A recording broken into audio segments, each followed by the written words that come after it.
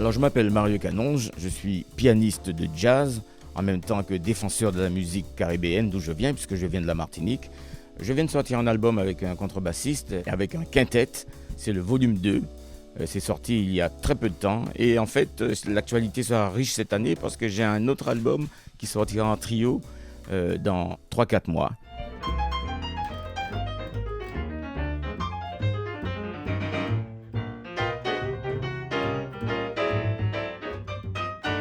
Ce que je disais tout à l'heure, c'est que je suis un musicien de jazz, mais originaire des Caraïbes. Je défends toutes ces cultures caribéennes qui sont extrêmement riches. Donc je suis très ouvert d'une façon générale sur toutes les musiques.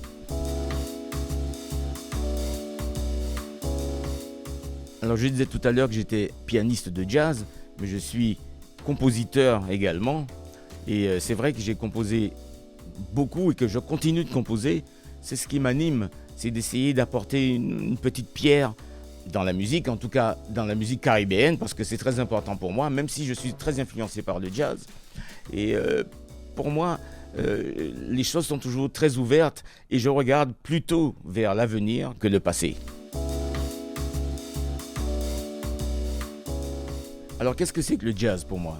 Le jazz, c'est simplement le fait de pouvoir improviser, construire dans l'instant.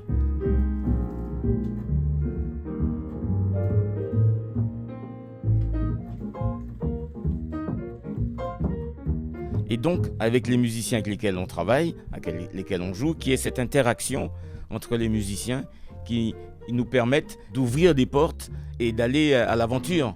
Et même à se planter, pourquoi pas. Mais en tout cas, d'être sans cesse dans une recherche. C'est le jazz qui permet ça, quel que soit le rythme qu'on joue, qu'il vienne de l'Amérique du Sud, de l'Afrique, de l'Amérique du Nord, des Antilles ou d'ailleurs, ou de l'Asie.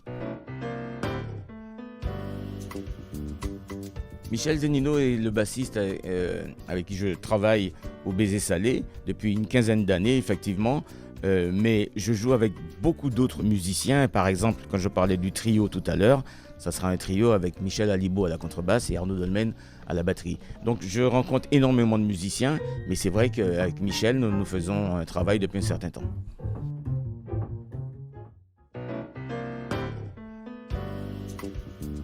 Dans l'année, j'ai toujours énormément de projets et énormément de rendez-vous. Alors, je parlais tout à l'heure de ces albums qui sont sortis et qui sortiront. Il y a également un grand documentaire qui sortira sur moi dans quelques mois.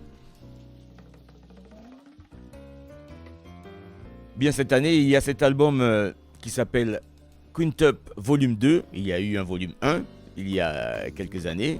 Le volume 2 vient juste de sortir. Et puis, il y a un album en trio qui est en fait un DVD qui a été filmé et qui sortira dans quelques mois également. Celui-là, c'est autour que de mes compositions. Vous avez entendu une petite note de piano, je vous en fais une autre. Et c'est vrai que j'ai beaucoup de projets. Et en ce moment, j'ai beaucoup de compositions qui sont là, que je suis en train de travailler pour encore d'autres projets. Le rhum, c'est un petit peu synonyme de convivialité. C'est le partage avec les autres, comme dans la musique. Maintenant, évidemment, avec modération. Mais c'est tellement bon, c'est vrai. Nous avons, nous, dans les Caraïbes, une histoire avec le rhum, une histoire douloureuse. Mais les choses ont évolué. Et maintenant, le rhum est devenu quelque chose de mondial. C'est une nouvelle saveur pour beaucoup de peuples. Et c'est tant mieux. Je l'ai dit encore tout à l'heure, ce spiritueux est vraiment synonyme de convivialité, de partage avec les autres. Et ça rejoint bien également cette musique qu'est le jazz. En février 2024, se passera le mondial du rhum. Je ferai partie des invités, je l'espère. En tout cas, je serai là.